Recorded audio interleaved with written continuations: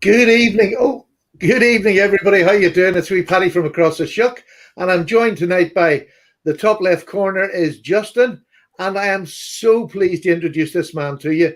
This is Mr. Tony Midar from California, and I've known Tony for 6 years. He was probably one of my first few subs that I got when I started, and he's been with me. He pops in and out every now and then, keeps you checking whether I'm doing well or and gives off if I'm not. But he's here and he's going to show us some of his beautiful knives. Tony is a higher end collector now, although he's been right through the whole journey of knife collecting like most of us. So yeah, pretty much. And kind of going back to my roots a little bit, I am starting to buy production knives again. I really miss that because there is an excitement in how things are moving along, and I've kind of been out of that. And I look at some of these production knives now, and we could only have dreamed of them absolutely. as customs 5 years ago. Yeah. It's absolutely insane what the technology CNC machining has done, and the materials. There's so many. I mean, Timascus was as rare as hen's teeth 5-6 years ago, and now it's being produced everywhere. And there's some really brilliant people doing the stuff. So yeah, even some of the what you would call nearly budget brands are putting Timascus clips on and things like that. It's just outrageous. I was looking at some of the Civivi offerings, and it's just nuts. 45 bucks, 50. And I remember when I was trying to afford what we used to call, what were they, the mid-level knives, or the kind of mid customs back in 2016, and it had slab sides and a little bit of contouring on the edges and titanium and what SVN 30. Wow. And now it is not worth the $500 it was going for, and that was a custom. Yeah. So it's amazing, I have to say. And that's good. I mean, that's a really good thing. It does show the progression.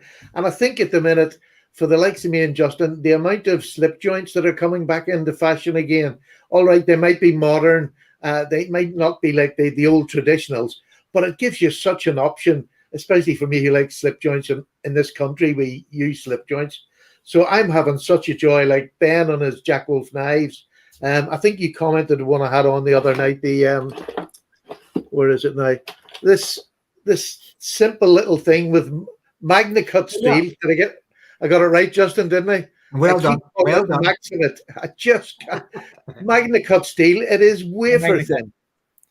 Amazing nice. So the options out there for people. And Tony, I don't know about you, but when I first came around, most people started off in that sort of basic to mid range. You sort of progress to the higher range. But I find that people coming through now are missing them first two and going straight to higher end, what we would call higher end knives, over £200. That must be a big difference for somebody like you who was about back then, the beginnings. Really. Yeah, well, back when I started collecting, I've been a knife person my whole life, and then I got divorced, and then I was taking care of my mother with dementia, and YouTube really saved my life. I mean, you guys were there because I literally was stuck in the house all day. And I said, okay, I need a hobby of some kind. My other hobbies are like big stuff. I need something tiny. And since I couldn't get my Spyderco and I couldn't get my knives, I said, I'm going to go buy one. And one of the first ones I got was the Ganzo. Yeah. That little, and I was, wow, this is as nice as my Benchmates. And it was $20. And back then, I couldn't even imagine spending $100 on a knife. It was just, that's nuts. And I do remember the first time I did spend $100 on a knife, and I was thinking, I got to stop this. But as you know, it escalated. I think we've all been there, Tony. Yeah. Yeah. But it's just, the joy of it, and it was really an exciting time when all the YouTubers were starting to come on, because there was nobody at all back when you were starting. Pretty much it was rare pickings, and all these guys started popping up. So you guys were there for me, and I said, you know what, I'm buying these knives. I'm going to send them off and let them help the channel and review the knives and things like that. And that's kind of how I got more serious about it. And as I met people, I started to get into the upper end, because you meet a maker and you go, well, gosh, I kind of like one of your knives. And he goes, well, I've got this one. Maybe I can cut you a deal or something. And it worked its way up from there. So I've made a lot of friends along the way and known a lot of channels, and it has been a heck of a ride. And you yourself have gone quite upscale, I've noticed. And Yeah, Tony, it's strange because I mean, I still have my budget. I still have my Ganzos and I still have the older type knives, but you can only buy so many of them. And then even you become bored in it and you have to. But I've done it very gradually, which has been the nice part. I've enjoyed getting to where I am now, and I can sell knives and trade knives. But the one thing you touched on there, I think, is really important. I don't think people outside there realize just how important YouTube can be, other than the knives and meeting people, but to give somebody a purpose again when things are a bit hard in their life. The amount of people I've met who have gone through similar, as you know, my dad, he died of Alzheimer's in the same year my son died. And so when I came to YouTube, I was really needing something to take my mind away. And it's been amazing what it has done for me. It really is. Yeah. And I just remember, I think it was probably maybe your second video that I watched, and you had that little cutting board and pieces of cutout paper that said Paddy's potato peelers. And you just started showing this knife, and I was going, this guy is great. I could listen to you read a phone book. So that was, I just started watching, and as I did some other channels at the time, and it was just great. And I really recommend to people that are collecting, don't be so damn serious, first of all. Yeah. I really hate some of the drama that happens as far as knife deals or companies or feeling that, you're being slighted in some way. There's enough drama in the community that's real that, we don't need to be inventing things, and no one should be a self-appointed cop. Get out there and meet people, go to the shows. I swear the best times I've had, if it wasn't actually conversing with guys like you, is going to the shows and meeting people and connecting. That is just, I've had some of the best times at the knife shows. I can't tell you. I don't think I've ever heard anybody saying they have. Sorry, go ahead, Justin. No, well, this is actually perfect evidence of that, Tony. It's a perfect way to meet. I've never met you before, and it's lovely to meet somebody new. Some of these geezers on the chat at the minute have become almost family familiar to us all, So and it is a really lovely way to start talking to people that you've got something in common with. So I agree with you wholeheartedly. But what Stephen and I are going to have sort of vowed to each other this year, now that we're out of lockdown and everything else, is that we're going to see if we can get out to what is it, the Sharp and Shiny show? It's the one big show we have in the UK. Yeah, we're dead envious of all of your shot shows and blade shows and all of the events that you guys get to partake of. We can only dream about over here, but what we can do, we're going to see if we can push the boat out this year and drag each other across to the across the shuck to the bigger part of the UK and see if we can meet some more people in the flesh, as it were. Because I agree with you, it'd be a great way to meet some fellow nutcases out there. And with the actual makers, a lot of the time the designers are there.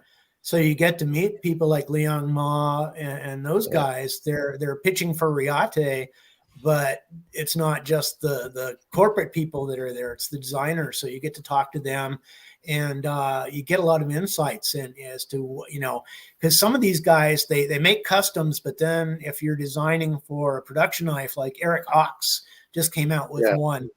And a lot of people might not know this, but Eric handles and tests every one of those production knives before it goes out.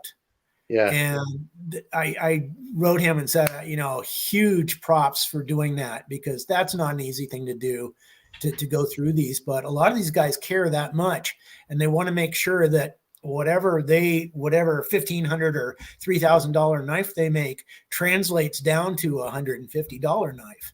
And they do a heck of a job. So, that's one of the great things about the show is you'll be meeting people you had no idea you'd be meeting. It's just great. And of course, artisan knives and, watch their pitch and things like that. It's great fun. I think Ben Belkin is in that ilk of, all right, his knives are not thousands, but, they're a few £100 to buy, £300 say to buy. And he checks every single, they all come to his house and he sits down with them all over his tables and just checks them, every single one of them. And I really appreciate that sort of commitment. Not everybody does that. And they actually used to charge extra for that. It would be, it's like it was hand tweaked or something. It's an extra $100. And these guys care enough about the products. And that's a neat thing about you hooking up with Ben is that's as close to, dealing with a custom maker as you can. You talk to him, he tells you what's in the pipeline and coming down. And I'm really excited that he gives so much bang for the buck. I can buy knives for thousands of dollars, and if I'm lucky, it comes in something besides a white cardboard box. I'm serious. I'm dead serious.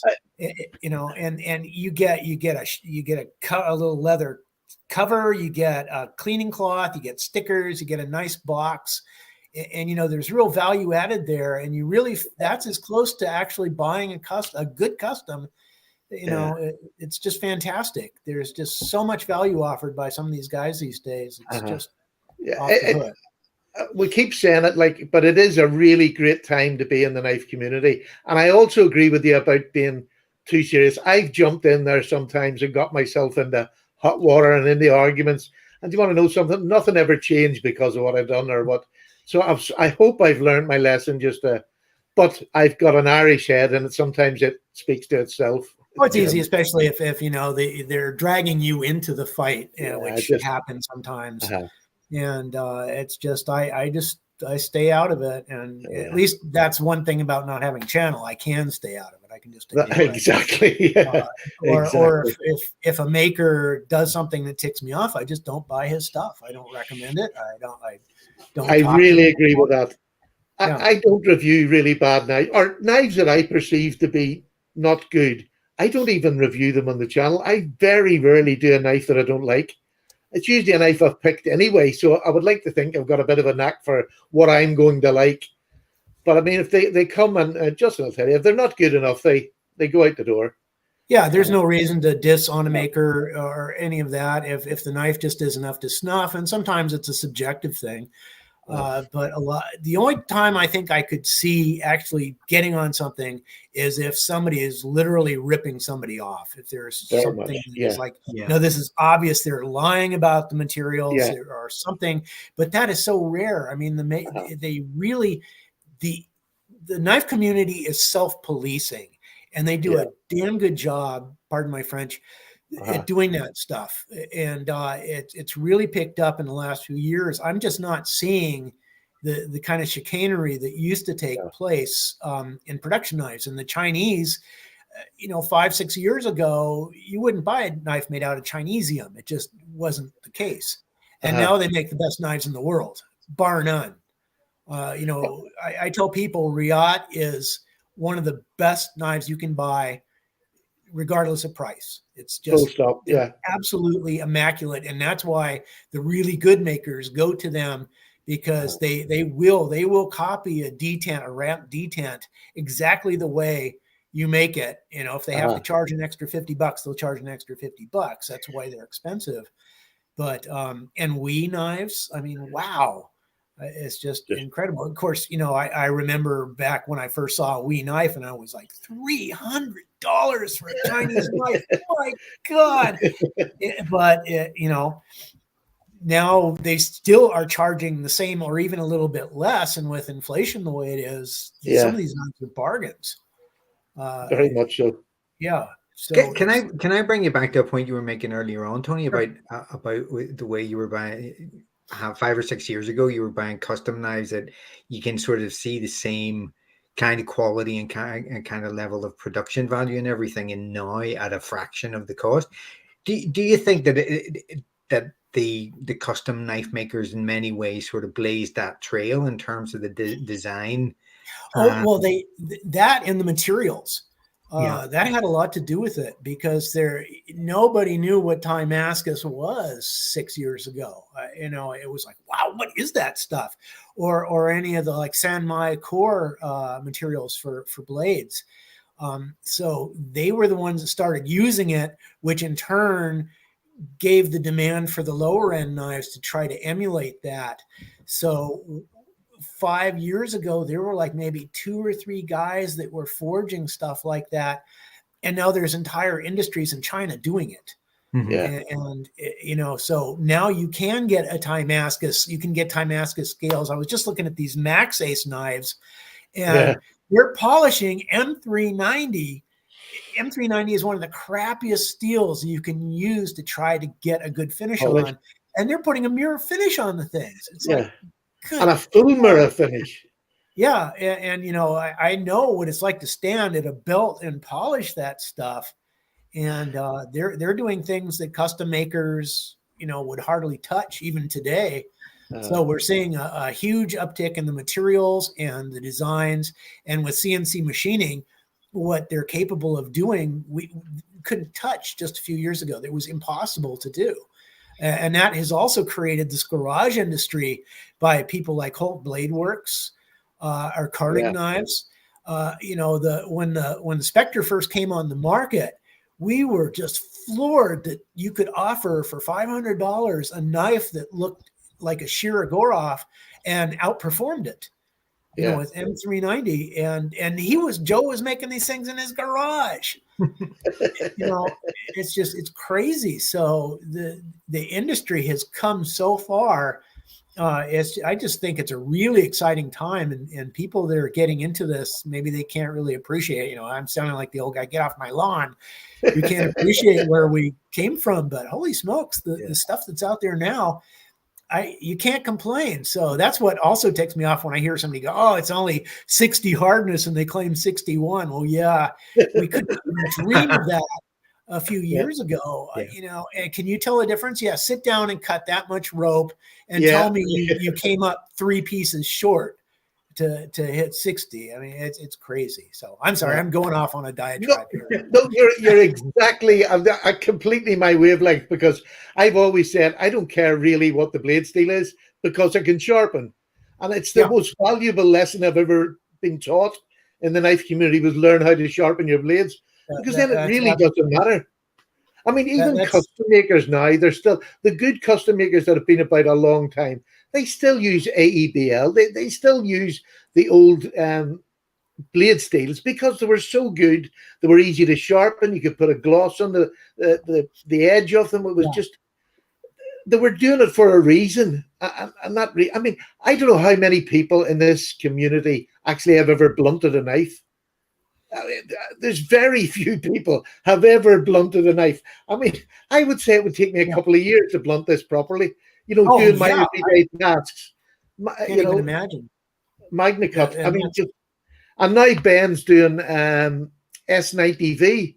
It'll be years before it goes, well, I'll have to do a proper sharpening on it. Yeah. I think people get confused.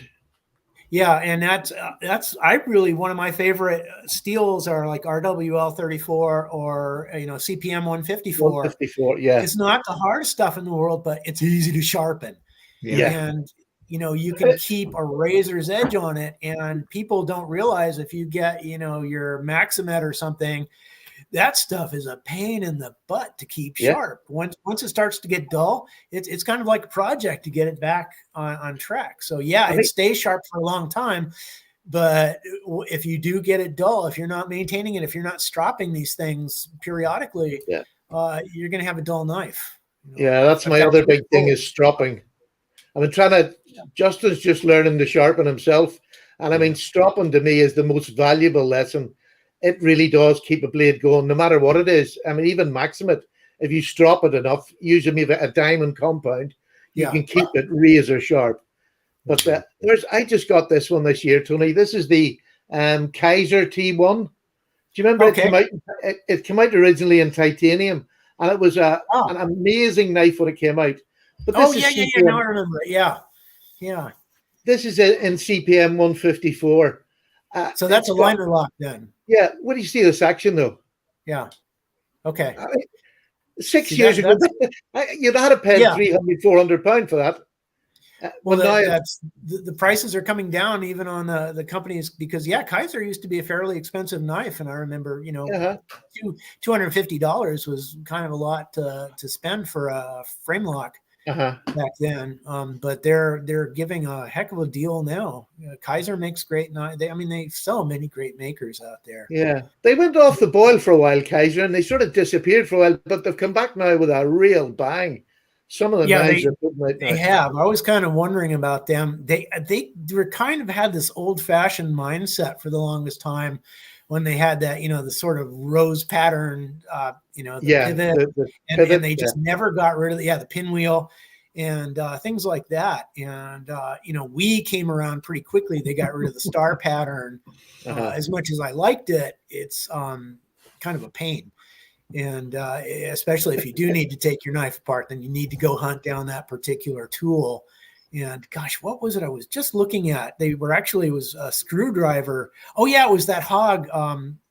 Was it the Hog Knife Company? Hog something. Very clean looking knife, but they actually have it like TK knives where you can use a slot screwdriver to take it apart. Yeah. And I'm all in favor of being able to field strip a knife. If you're out there and you just have a little tiny screwdriver, your Swiss Army knife will take the thing apart. And sometimes you need to take the knife apart. It does happen. I know. I think the trouble with makers when they put them screwdriver slots, they make them so wide, and you're going to scrape your knife with one turn. You're going to scrape your knife, and usually it's in the knives that are off that higher price range that they're putting them on. Your basic models will have torques. So there's like are you actually going to use that knife that you're going to need to use a screwdriver? So we're getting some good comments in the chat here, guys. So there's been very positive reaction to the stropping. There's quite a few stroppy people out there, I would imagine, that are got my strop a few feet away from me. Yeah. If I'm just sitting down and I'm watching TV, I've got the strop and I'm just sitting there. Everywhere in the house, I have strops. I don't have that many, but I've got the one that I carry around. So that's I do have a couple of sort of wee comments here that you guys might like to comment on. Shall I put them up here for you? Yeah, go ahead. First of all, we've got Byron made a comment, and I'm not sure if it was a sort of he picked us up wrong in some of what we were saying, but he's just and I would agree with him. I think in terms of the YouTube testers, I think that what you were saying, Tony, about the community keeping manufacturers honest, I think YouTube testers have been a big part of that, definitely. Oh, agree. Totally agree. Yeah. And because in terms of that, so it's when the self-policing or the self-proclaimed police come in and start to bitch about something is when I take notice. But if somebody is claiming something about a knife, then there should be no problem in somebody sitting down and cutting a piece of rope a few hundred times to show, what, this is not even close to what they claim. And many times we've seen that the steel is not even what they claim it is. Yeah, exactly. And so that's where these guys have really done it. So, kudos to the people that keep a watch on it and keep an eye on the claims that are being made. But you're also noticing we're not seeing claims like we used to see. No. And I think it's got to be down to the visibility, the transparency of the whole process now, because YouTube has become such a huge part of the marketing for the knife community that they have to pay very, very particular attention to the opinions that are out there because of the power that they wield. It's got to be part of that, surely. There was a period of about 2 years where it was nearly every week another company was getting caught on putting out material that wasn't up to the specs that they were claiming, whether you needed or not immaterial. If they're going to claim that they have that in their heat treatment or whatever, it has to be that. So there was a while where they were Yeah. coming out once a week, every couple of weeks, a new company, and then companies have had to tighten up their procedures. I think one of the ones that I think was very rarely ever cut it was Spyderco. Spyderco's ability to produce steels and unusual steels and keep that heat treat up has been fantastic, I think. And I'm not a Yeah. Spyderco man. I don't have many issues with Spyderco at all. No. As a matter of fact, oops. You know, Yeah. What have you got? What have you got, Tony? What have you got? Native 5. Oops. There Oh. we go. This young man has just bought his first 3 Spydercos, and he got them all within a week of each other, and he's over them, and he's got some lovely ones, I have to say. Sage Ah, 1 nice. in Maximate. Okay, nice. Oh, I have no idea. I do not need a Maximate knife, Tony, but it was No. I couldn't walk past it, so You got that It's at a not that price much more than the regular one, so Yeah. what the heck? I mean, they then do keep there's- the prices pretty fair. that one. I just love. That's my Chaparral and Raffair Noble. Nice. Oh, I love that stuff. Yeah, It's lovely. I was really like blown away with it, I must admit. And Yeah. and I I wish they have did to more. say, I mean, I've never come across what is it the CDS XHP. XHP. I've never come across the XHP before, but see, is a sort of wonderful compromise on steel. I mean, from Yeah. everything I've read about it, it's just a fantastic one. So here's hoping anyway. It's one of those steels you can put a beautiful edge on very quickly, and you can polish it if you want up to mirror finish. It's a lovely steel XHP. Yeah. It is. So. And what great. about you got another one, didn't you? You got what did you get? I thought you got another Spyderco. No, this is actually one of the first Spydercos I've had since the old days. Uh-huh. So yeah, the X still has my old ones. I had a pair of 2.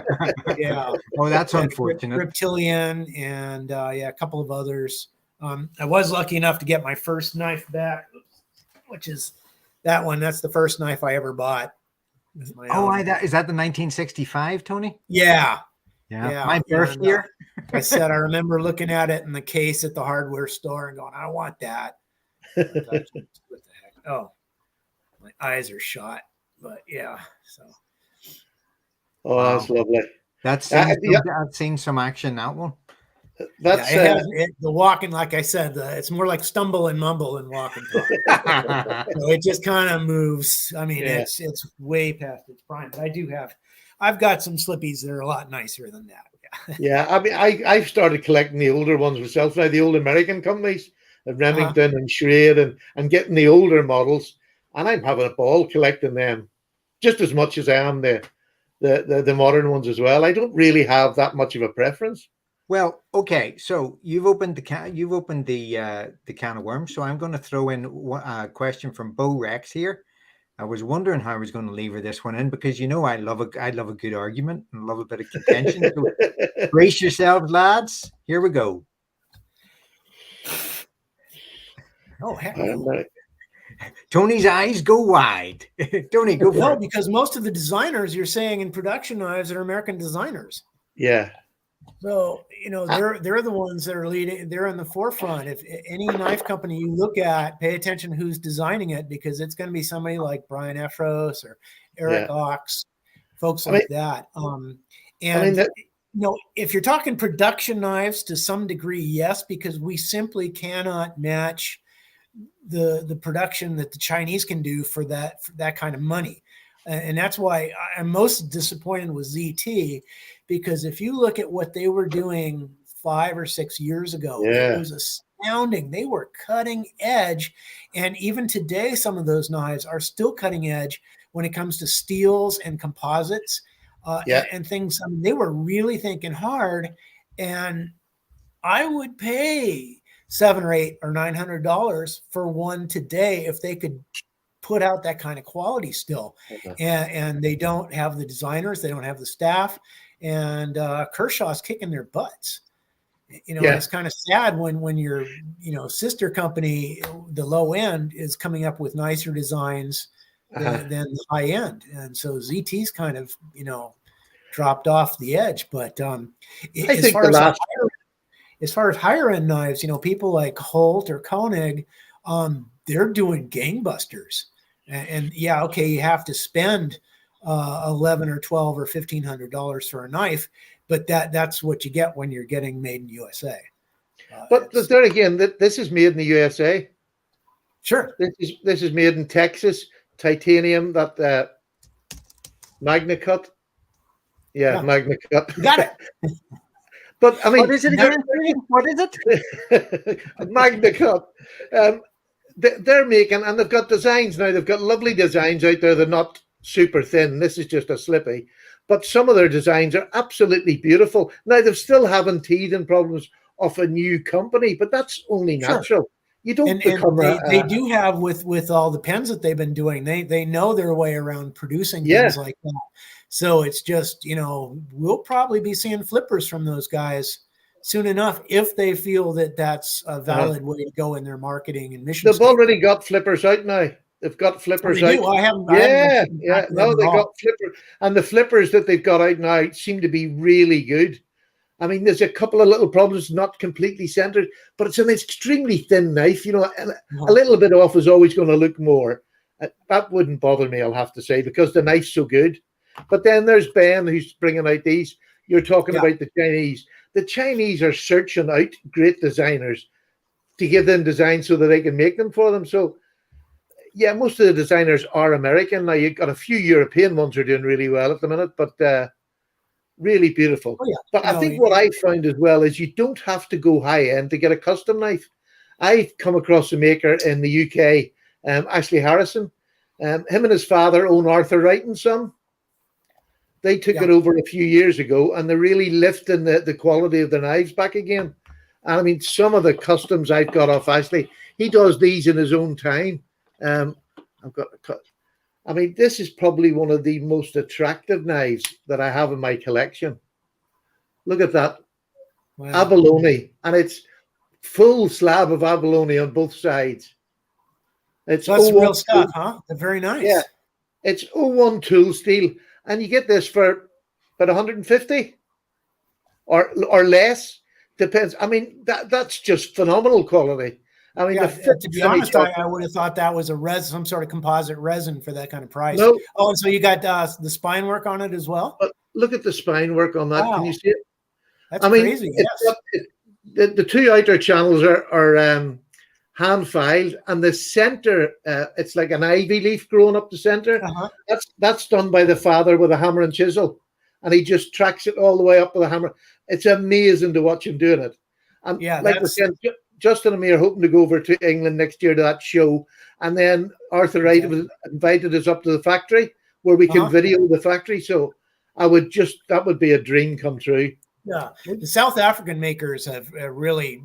They were the ones that I first saw that kind of spine work, and they all do it. They do the jeweling inside, things you can't even see. You have to take the knife apart to see the kind of stuff they're doing. It's like, why would you do that on the inside of a knife? Well, that's what they do. I can remember when I was first around, some of the customs I've seen were jeweled inside, and I'm going, what's the point of that? Whereas now I can appreciate that's just a master doing something he doesn't have to do. Well, yeah, it's like, you're going to finish the inside, and that's pride in workmanship. And also it makes you keep your damn knife clean. So you take a Q-tip and clean out all the pocket powder inside that sucker, because somebody's going to want to look at it. Very true. It's very true. There was another question here, and I can't. Oh, yes, we've got Tony's Ponies had this question. Any ideas on that one? Oh, no. I don't know about that. Is for existing companies, I don't think so. I would actually pass that to Buck. Or something Buck like that. Third, going into the fourth generation, Buck. Yeah. Because I remember back in the early 60s, all the cool guys with motorcycles, they had Buck knives. And I got a Schrade that was a copy of the 110. It's like LB7 or something. Yeah, that's right. It was less money. It looked like a Buck, and I thought that was just the bee's knees. Buck are the most copied knife shape in the world. still. Yeah, it is, and it's Well, a good Tony, knife. What the heck? Tony, I mean, if you heard it on YouTube, it has to be true, doesn't it, guys? Yeah, I pretty mean, much if you the heard it on internet, yeah. YouTube, I mean, it's like Wikipedia. It's the source of all knowledge, surely. Yeah, but that's interesting and be worth checking into. It's like a lot of people. It's like, what's the oldest motorcycle manufacturer? Well, most people say Harley Davidson. It's not. It's Triumph. I was just about to say Triumph. Yeah. The only reason you're talking contiguous because unfortunately their factory got bombed in World War II, so they were out of business for about 5 years. Yeah. But Triumph had them beat by a wide margin when it comes to that. So it'd be worth checking into because I would bet that most of the older, really old companies are no longer in existence. Yeah. And the knife industry has changed hands so many times. It would be very hard to track just how long a certain brand has been made. Millis, 1876, Michael says. Are they still in business? I thought they were taken over by. Weren't they taken over? Oh, was it Remington or was it the other way around? I can't remember. You're the expert on this, Stephen. Remington? No, I'm not an expert. I like I'm saying, the old knife companies changed hands so many times, and it's hard to follow the track back to where they started and what's now, and has it all been sort of in line? Yeah, that's definitely my expertise would not lie in that area. I just know about the old companies, but I wouldn't know who came first or who bought who. I would think Buck must be the oldest. That. Yeah. In that case, we will give Michael his due. If it's 1876, that works for us. Okay, so we've got another wee comment here from Don C. Have you any Leclerc customs, Tony? Nope. No, I've seen some of his customs, and they are beautiful. They are proper artwork. A lot of slip guys that I have not kept track of, and I'm trying to start now. I've only been really keeping track of the local guys, like Birdvis Knives. He's a neat guy, Nick, and also Tis Mead in South Africa. He's a good buddy. He's made beautiful knives. Give us an example of one of your customs, Tony, just to give us something to look at that's prettier than Justin. What do you want to see? You pick. Show us anything. Anything you've got there that you think the viewers would like to see. Here's a Birdvis. This is called the Hancock. Yeah, Oops. Oh, I just love his design. Is that the little hog that I see, or warthog? Did you say? No, that's Birdvis. Yeah, he calls it the Hancock or Hitchcock. I'm sorry, Hitchcock. And this is the large one. He has a slightly smaller version. This is a beast for a slip joint. It's a handful. But I love that. So that's a vintage micarta there. Oh, look! It is beautiful. That looks like it's been dipped in wine. Yeah, it's gorgeous. Yeah, he really has taken his trade on, hasn't he? Yeah, and then of course I have a bunch of Northwoods and more production type knives. I do have a Mead and a Spear Point, and I need to get more from Tis. That's kind of like on the schedule for coming up. He's taking a trip to Israel right now, so he's going to visit some of my buddies there and get back. But I need to figure out what I want to get from him. What about one of your fancy locking knives? Shall we say, for want of a better word? Okay. All right, let's go. I'll do my top 5. How's that sound? Oh, yes, that sounds fantastic. Now we're talking. No, okay. All right. Well, this is. God, I love this knife. Oh my! Oh yes, I love that knife. This is by Brian Brown. Oops. Yeah. Figure this out. Is that Westinghouse micarta on that? Yes, it's Westy. God, I'm not good at this at all. Okay, so look at the triple hollow grind on that blade. Look at that crease.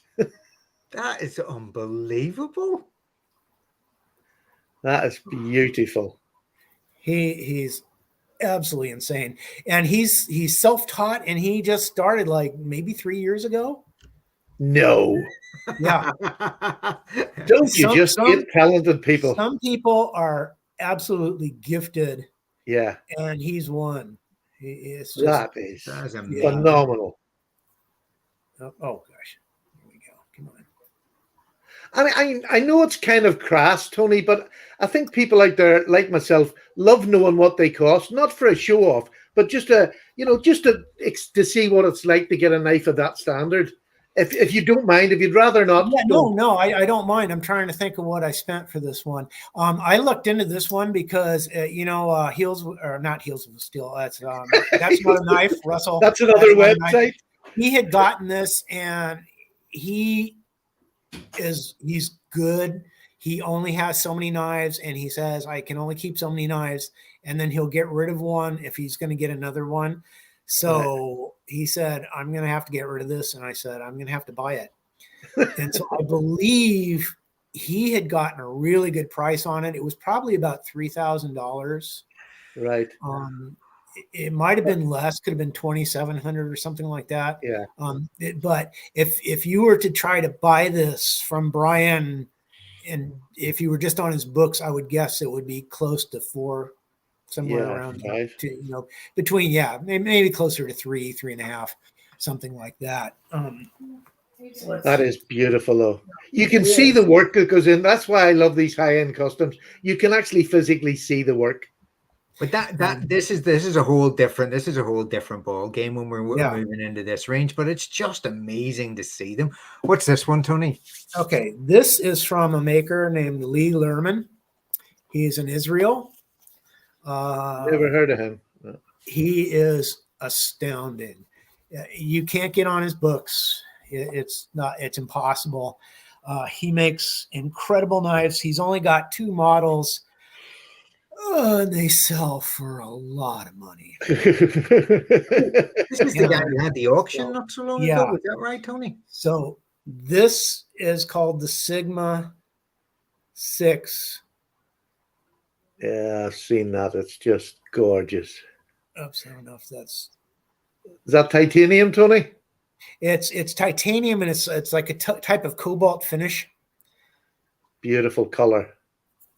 It's fantastic. Oops. Love that simple clip too. Oh man. This knife, which is about as simple as he will make, it was about $4,500. Oh, not including the fees to get it over here, then California taxes you as well. Yeah. So customs and California taxes, it would probably be closer to $5,300 once it's all said and done. But this was my ultimate grail. I always thought if I got this knife, I would never, and I really did. This is the last knife I bought. And I was just like, what am I going to do to top this? It's just beautiful. It's tough. It really is. Really simple lines, but yet it is. And I like when the lines are this gorgeous. I don't like to have fancy materials because that takes away from it. Yeah. I really like the simple materials, just really float my boat. And so if you look him up, he's got some incredible, beautiful builds. His other knife is the Hydra, and it's a Persian style. I'm not really a Persian type guy. No. They don't do a lot for me. Some that are kind of like semi-Persian, I do like, but that's just sleek. Normally, if he does fancier ones, the hardware has more detailing on it, and he's done a few. So definitely look him up, Lee Lerman, Lerman. I will. Tony, I hate to tell you this, but I just have a vision of you sitting in a darkened corner in a room with that knife in your hand, going, "My precious, my precious." I know you don't have a camera in the house, so yeah, I've been there, done that. Okay, this is one of my. See, these aren't knives. This is jewelry. This qualifies as jewelry. This is a Black Snow Customs mini sabotage. when I first saw this knife, he did actually Spyderco made a version of this, the large version. It's a huge knife, and they sold it out right away. But when I first saw this, I had never seen a blade like I that. know the knife you're talking about. Yeah, Yeah, that and is. he said he made it to cut sausages with. So of course I had to give that a try. And believe it or not, I use and carry every knife I have. Yeah. And you use him. He puts pictures up where he's eating his dinner in this lovely sunny place with his knife in the middle of his dinner. It's just beautiful.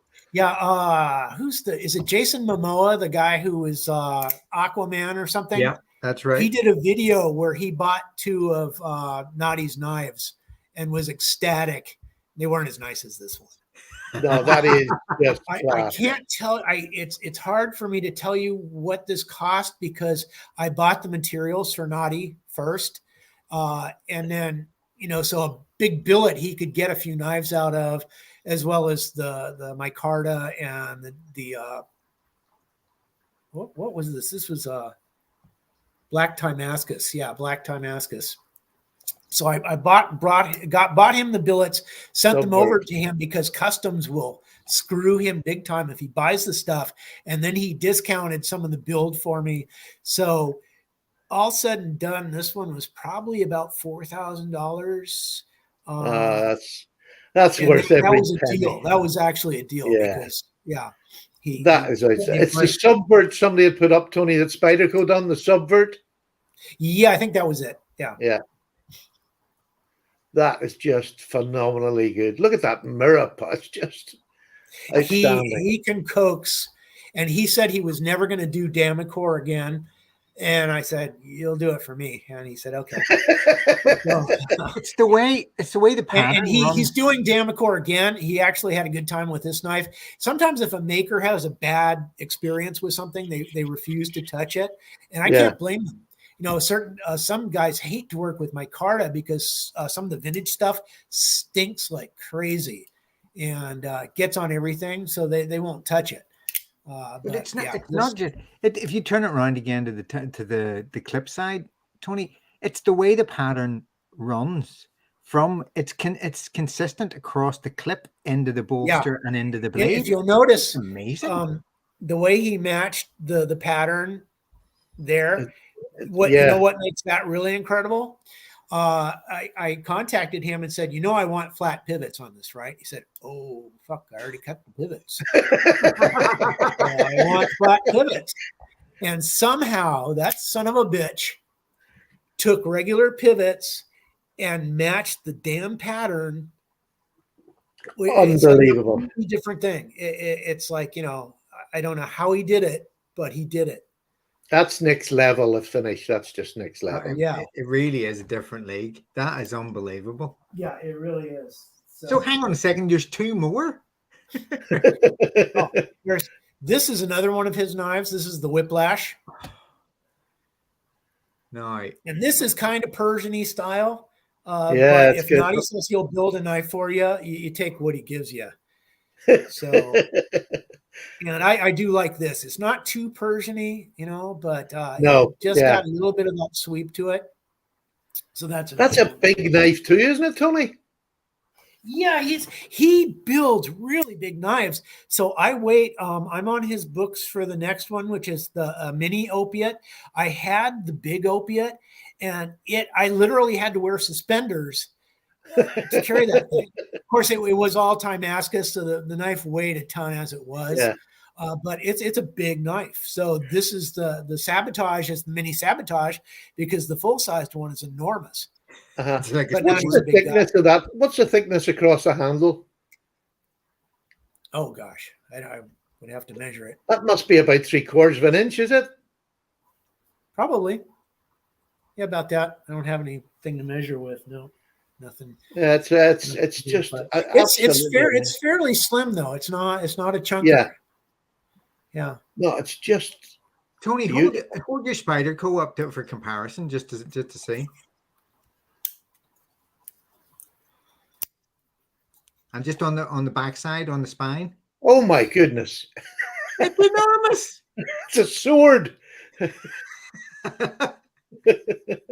That is just. Oh, that's brilliant. Oh, it's not that. No, once you level that, yeah. Yeah, But it is those are big. even That's a looking beautiful better. big knife. So yeah, it's Yeah. bigger though. Uh-huh. Good grief. Yeah, it's about 3 3/4 inch blade. Lovely. Around there. Yep. That is Here, absolutely close that. It's gorgeous. a sharp knife. Okay. Let's see what else. What do we got? Oh yeah, I love this guy. This might be one of my favorite knives. It's not one of the fanciest, but this is by CMF Metalworks, Ian Pekarsky. And it's a collaboration with Brian Efros. Right. And both of these guys design for other companies as well. But this is a one-off. I believe he is building something very similar to this now. What I like about this knife is it's one of the few knives I can open with all my crippled up fingers, because as a southpaw, a frame lock with a thumb stud is a problem because I press on the thumb stud as I'm trying to open it.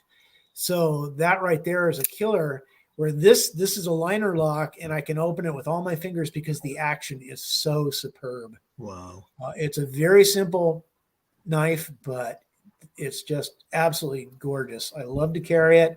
I love to use it. It is beautiful. Now, Absolutely. Can I just challenge my own ignorance here? Is that blade shape a harpoon blade, or is it just it's a very unique, I would call it sort of a harpoon point. Yeah. That's why I've had so many offers for it, because there's really nobody has done anything quite like this. That's kind of like that Brian, I think, had a lot of influence on. But yeah, I would call it anything that has something like that. Even that harpoon on top, is that hollow ground? Is the harpoon bit? Yeah. Hollow? Yeah. Maybe that it you just can see looks so much movement in that blade. Yeah. It really is. It's probably RWL 34. That's what Ian likes to work with almost exclusively, just because he can coax any sort of finish out of it. It's easy. Yeah, and I like it because it's easy to sharpen. It's not a tough one. And this is another one of, this is just the Crusade, which is one of his standard models. This is a white linen micarta Westinghouse. He was kind of bummed after he sold it because he found out that this is like really, really rare micarta. He built 3 of them. And look at the back spacer. See how it's twisted? Oh gosh, yeah. Yeah, now I'm getting it. That is just incredible. And oops, see the flipper tab? Yeah, that's barely. Yeah. Oh, that's lovely.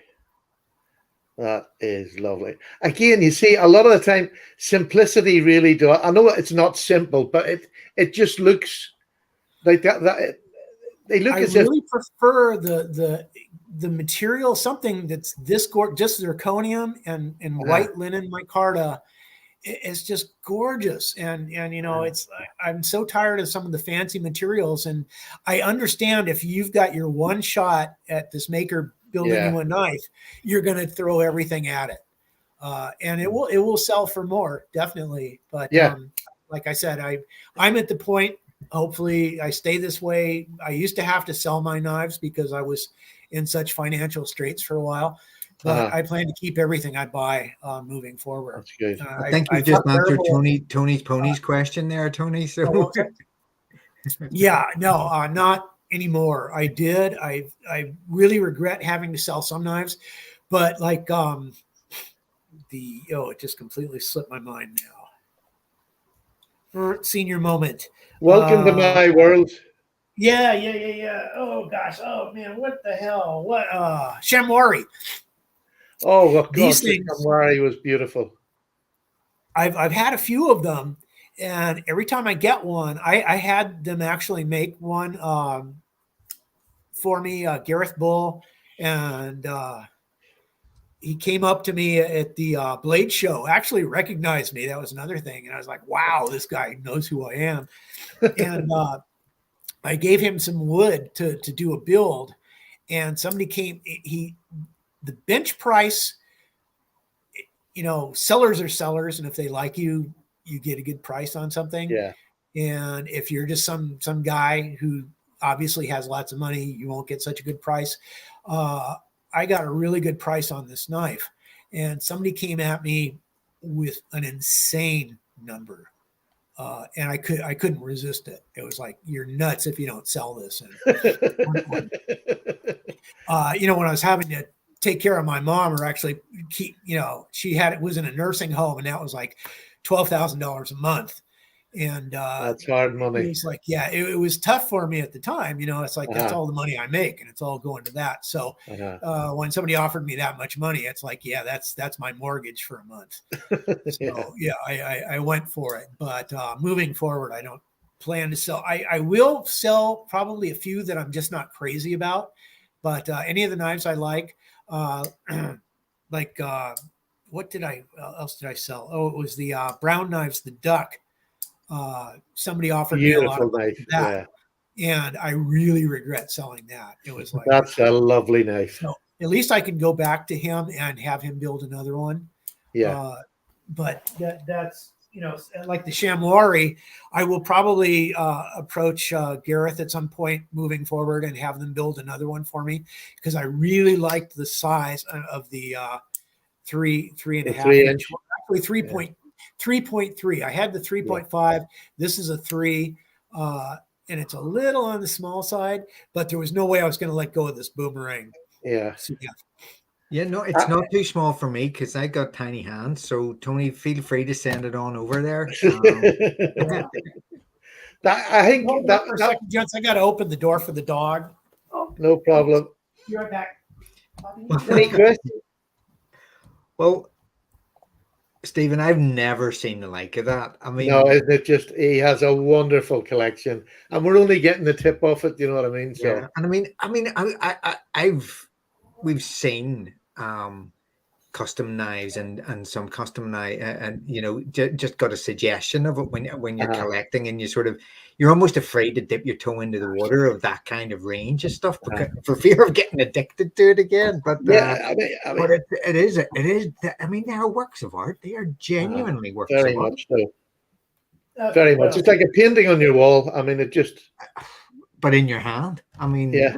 I mean, they are fabric. I mean, and in some cases, the Tony, what was the name of the white one with the what did you call it? Cormascus, was it, or?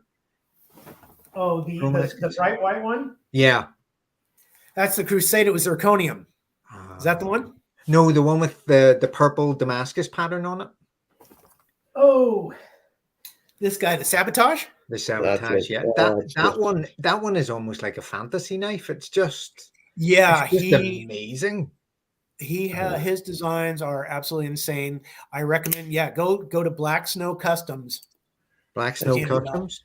Yeah, this is the one that Jason Momoa was so excited to be getting. Tony, what sort of time does it take him to make that one knife? Is it, I'm not sure you even know, but certain makers are slow and certain makers are fast. This took him just a couple days. Right. Ian Pekarsky can build a knife. Nobody's supposed to know this, but he can knock out a knife in a day, and he can probably do 2 in a day. People like Mike Gavko, he can probably build 3 or 4 knives in a day. Do you remember Gavko when he was in his garage? Yeah, and he has a lot of knives that sell by production people as well. So Custom Knife Factory and people like that do it. But you figure he's putting a knife out on Instagram at least almost every day. And you look at like Blade HQ, and there's a bunch of his customs on there, and you go, okay, if you do the math, he's got to be doing at least 2 knives a day. Yeah. Other makers take a lot longer. And some makers, it's like pulling freaking teeth. There you go. My goodness. Yeah, and a lot of his knives are going to be at the New Orleans invitation. Yeah, so that one with the big fat blade, that's the opiate there. bottom This right. one, oh, this one here. Yeah, yeah. Yeah, that's nice. I don't know if that's a small mini or full size. He's absolutely brilliant at translating the sizes down, and that's not an easy thing to do, to take a knife and to shrink the No, proportions, because you can't just shrink the knife down. It doesn't work no. like that. But they absolutely keep the same aesthetic, the same look, and you honestly can't tell the difference unless it's in hand, or you have some sort of scale to measure it by. He's amazing, absolutely amazing. This is another one by Ian and Robert Carter Knives, the F16, which is a classic. That is a This battle is knife. old school. This is old school classic. And once Yeah. again, hollow grind, Tanto blade, Westinghouse micarta. This is a beast. It's It's fat. a thick boy. It certainly is. Big knife. Yeah. It's funny. I love the look of a Tanto blade, but I don't use a Tanto blade for anything. It's not something I feel comfortable, but I love the look of them. Yeah, it's not one of my favorites unless you're opening boxes. Yeah. Great for cutting the You have tape. 2 points, yeah. That's really about it. I do have a few Tantos, but they don't get used quite the same way as my other knives. This is Frank Fisher. Oh my gosh, yeah, that's just a beast. Oh, I mean, that's a recurve and a reverse. Is that a reverse Tanto or yeah? Oh, it's a Tanto. It's just his own spin on it. But with a recurve one, how the heck do you use that? Well, a lot of Tantos you don't sharpen it. You don't do anything with it. You're daft. Yeah, actually, I did. If you look back a few years, I was cutting up boxes with this thing, but it's just I have not really figured out how to sharpen it. Somebody used to sell these curved strops. I wish I could find one again. Yeah, they're tape gunk. I got tape gunk. Oh, I wish I was trying to find one of my knives. It's a Riot. It's a Liang Ma, the Zulu. It's got tape gunk all over it, and I just got tape gunk off of. I use that Goo Gone. It's that orange-based stuff. It takes the goop off right away. And it's not, but yeah. So that if you look at I don't know if you can see the design on the pivot. He does these really crazy pivots. Unfortunately, now here's one of the joys of custom making. This guy is probably going to spend the rest of his life in jail. He was in a hit and run, killed a motorcyclist, and then he fled the scene. Oh, no. Oh, yeah, drunk driving. So either the knife is going to be worth a lot of money or it ain't going to be worth shit. Yeah. I'm banking on the latter. This I got this at Blade Show. Dr. Frunke. Yeah, yeah. Yeah, I don't think he does anything on YouTube anymore because he's a surgeon now and he's making money, so he doesn't need to do that kind of stuff. But he and I got this knife at Blade Show 2019, and we were waiting for the delivery. It was just like a drug delivery. We were waiting in the lobby of the hotel. It was like 1 a.m, and we were waiting for some guy to show up, and we had all this cash in hand. And so this was, I believe it was around $3,000 or $3,300, somewhere in there. This is the first big money I spent on a knife. And so, yeah. But yeah, you and Dr. Frunke has nothing, or it will be worth something. But right now, and I understand this guy was a huge pain in the butt to work with. He was an egomaniac. Krinsky, who's on Instagram, had tried to buy 2 knives from him and just had a terrible run-in. And said, so that was a little war that was going on for a while. And that's the thing with makers, they like you and they'll do nice for you, and other people they screw over. But people are people, So that's what we've always. I mean, the one thing that we've always. And that's what I do like. If you meet a maker you like and you hit it off and they're good people, I keep buying knives from them. That's why I've got some. You're 100% right. I mean, we've been really lucky, I think, with Ben and Ashley. Stephen, haven't we, in terms of just the people we've met and that way along the night through the medium of the channel. But this is a Masca Segundo. This is a prototype number 2. his knife builds are, you'd swear it was CNC work, and it's not. It's all handmade. The tolerances are absolutely impeccable. That is lovely. Really, that's a knife you would want to work with. Yeah, it gets used. That's a beautiful. Again, simple but beautiful. Do you know, it's funny. You see the way you have the relief there for your lock bar on the top side? Yeah. See the way you've got the relief on the top bar? Do you like it face up, or would you rather have it tucked underneath?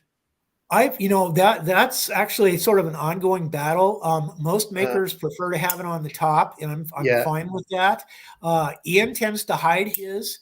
I also, when you're spending this kind of money on a knife, it should have hidden hardware.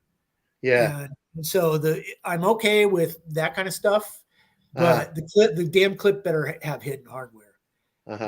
So, but I'm okay either way. It really doesn't bother me. I'm just not a huge fan of frame locks. This is one of the few thumb stud frame locks that I can open just because his tolerances are so perfect. So I can I don't know if you can see it, but oh gosh, how can I do that? Yeah, you got that. I have to put my thumb on the lock bar to open it. Yeah. And some knives you can put pressure on the lock bar and they lock up, and other knives it doesn't make any difference. And this is one of those. Oh, that's a nice thing. It's funny you're saying about the lock bar. I just got a really beautiful Chris Reeves. I know it's a bit down in the market, but for me, it's just absolutely beautiful. And the one thing, I'm just about to do my review on it, and I'll have to say it's the one with the beautiful. It's just a small one. Sorry. Oh, it's burl wood. No, this is wood. This is box elder. Okay. Box elder. It is beautiful, but the one thing they are, it's a beautiful knife. I absolutely love it. But my one complaint would be this at the back, and I really think the clip should not. If he done a bolster lock, if he done a bolster lock, and then he could have this exact same thing on the back. He doesn't do that though. That's just like he will put a thumb stud on the other side, but I can't use it because of the frame. I've played with them before. And that's another thing is some makers, it's like, you don't put the clip on the damn lock bar, you dummy. Yeah. Well, no, this is the reason this looks a bit squiffy is he has moved the clip over onto the frame, just the corner of it. But if you put any weight on that at all, it just shuts the knife down. And it's the only thing that I can find. I mean, it is beautiful. Just that lovely hydraulic. I just love this knife. But I would love a bolster lock. Yeah. But he's never going to do it. No. And you either accept that, you just accept it or you don't. I mean, I bought it knowing it was never going to change. But I have to say, I have fallen head over heels in love with this one. I had the Encosi with the finger grooves, a real old second-hand one I got, and it was the tiniest bit too small for my hand. Now this one I have to use the back end, but I can get 4 fingers on it, and it's so comfortable. They're fantastic knives. That's one of my bad moments in knife ownership and sales is I had this guy. I had one of the original Spectre knives, Holt Spectres, and it was the number 72, and that was the second generation. There was a little bit of a hoo-ha going on because Brian Nadeau of Sharp by Design accused Joe Holt of stealing his design for a ramped detent. Thing is a lot of people were doing ramped detents. Not the first. But the clickety click sound it made was just to die for. Yeah. Oops. It says my battery's running low. Oh, I thought this thing was plugged in. No, that stinks. Is it plugged in? Oh, it is plugged in. It's just not getting enough juice. Okay, well, we'll see how much longer I can stay on. So anyway, this guy kept asking me to buy the knife, and I was like, nah. And he finally came up with, my wife wants it for our wedding. We're getting married. She wants to buy it for my wedding. And all this, it's like, okay, I'll sell it to you. And I'm the kind of person that sells the damn knife for cost. unless you come at me with some insane number for a knife I don't want to sell. Yeah. So I sold it to him for what I paid, which was $550. He turned around and immediately sold it to get a Chris Reeves knife. Oh, bloomin' heck. Immediately. And I was so pissed. And Angie Holt, who I've made kind of friends with, she tracked the knife down again. I think it was like 3 owners after that. She said, I found it. And I said, oh, I'll buy it. And I guess the guy originally was going to let it go for about, what he paid for it. And then he found out I wanted it. And he said, oh, yeah, I'll sell it to you for $1,500. Yeah.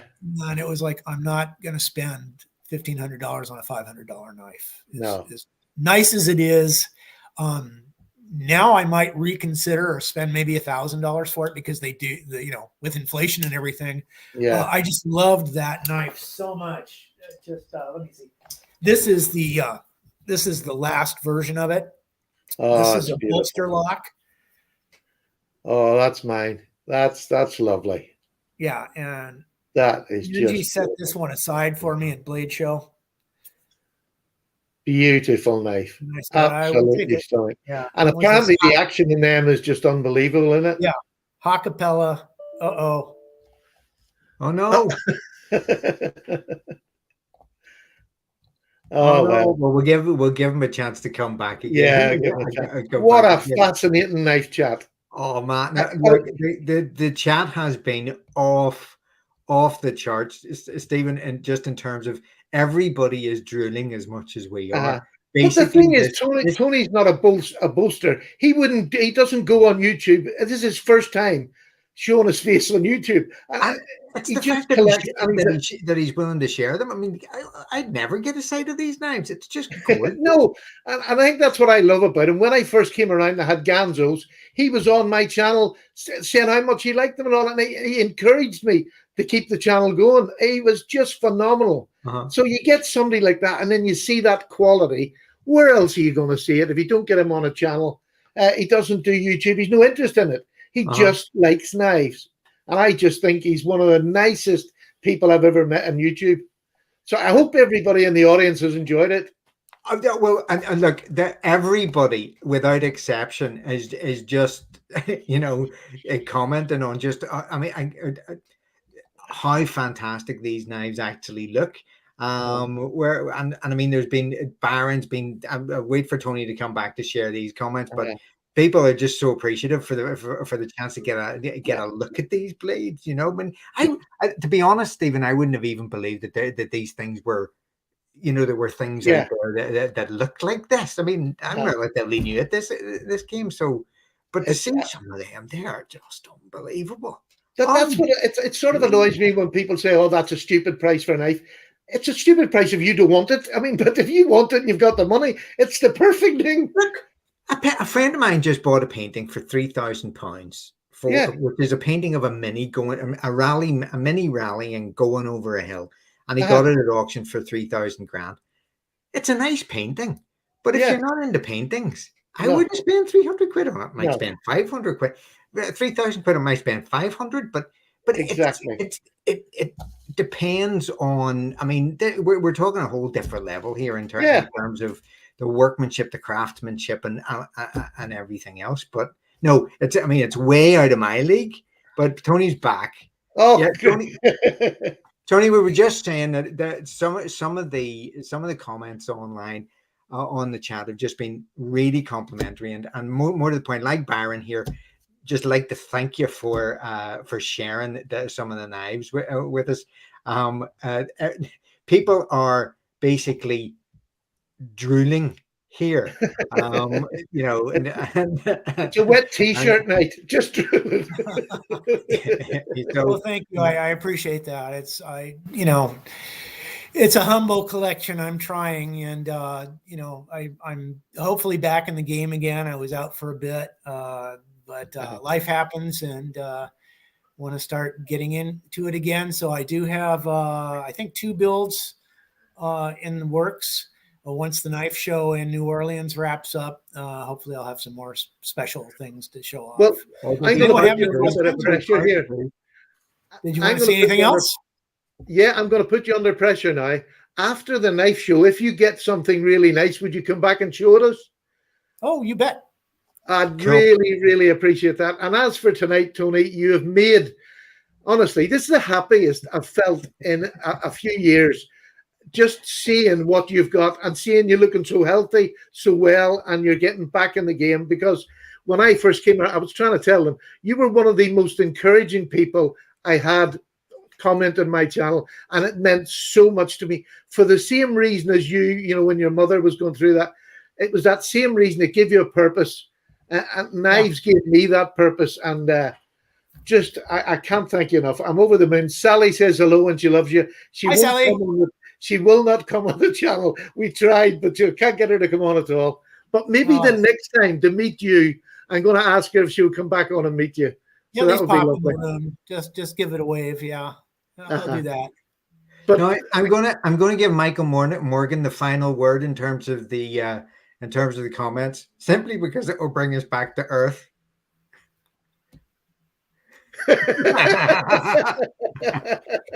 Oh gosh, I could show you. I could go try to scrounge up my Ganzo knife. Do I have anything?